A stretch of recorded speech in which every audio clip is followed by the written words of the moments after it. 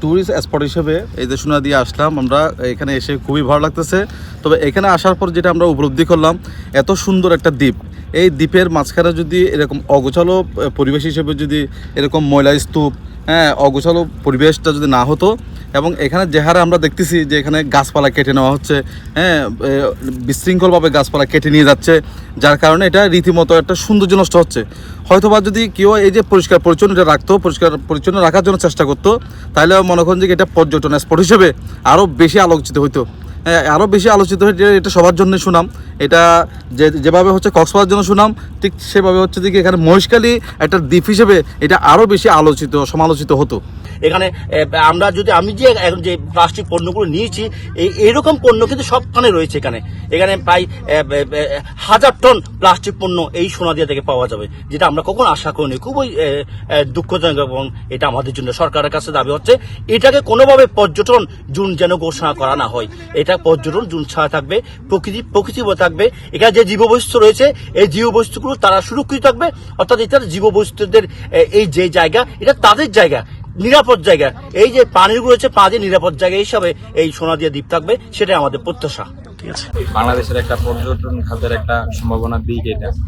তো আসলে এখানে যেভাবে মানুষ, আমাদের মতো মানুষই আসে, এখানে ঘুরতেই আসে, এখানে প্রশাসনের আওতার বাইরে। তো আমরা আসি, এখানে এসে পরিবেশ নোংরা করে রেখে যাই। কেউ হয়তো বা কতগুলা বোতল, কতগুলা দেখা গেছে যে জুতা পরে আছে, তারপরে বিশেষ করে প্লাস্টিক বর্জ্য যেগুলো আছে এগুলা রাখা যাচ্ছে। এটা আসলে পরিবেশের জন্য খুবই খারাপ। আবার গাছ কাটা দেখলাম, আবার আগুন জ্বালানোর একটা আলামত দেখতে পাইলাম। তো সেক্ষেত্রে হচ্ছে যে এই জিনিসগুলোর কারণে হয়তো বা পরবর্তীতে এখানে একটা নেগেটিভ কোনো কিছু হইতেও পারে, যেহেতু এই এলাকাটা প্রশাসনের আওতার বাইরে।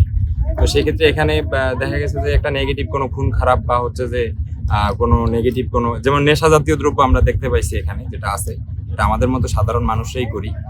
আইসা এখানে ঘুরতে এসে এই পরিবেশটাকে নোংরা করে রাখা যায়। পরবর্তীতে একটা অকারেন্স হলে সরকার এটাকে রেস্ট্রিকশন দিয়ে দিতেও বাধ্য হইতে পারে। এখানে সোনাদিয়া হচ্ছে কক্সবাজারের মধ্যে একটা দর্শনীয় স্থান, সেটা বাংলাদেশের মধ্যে একটি নান্দনিক জায়গা এবং পরিবেশ বান্ধব জায়গা।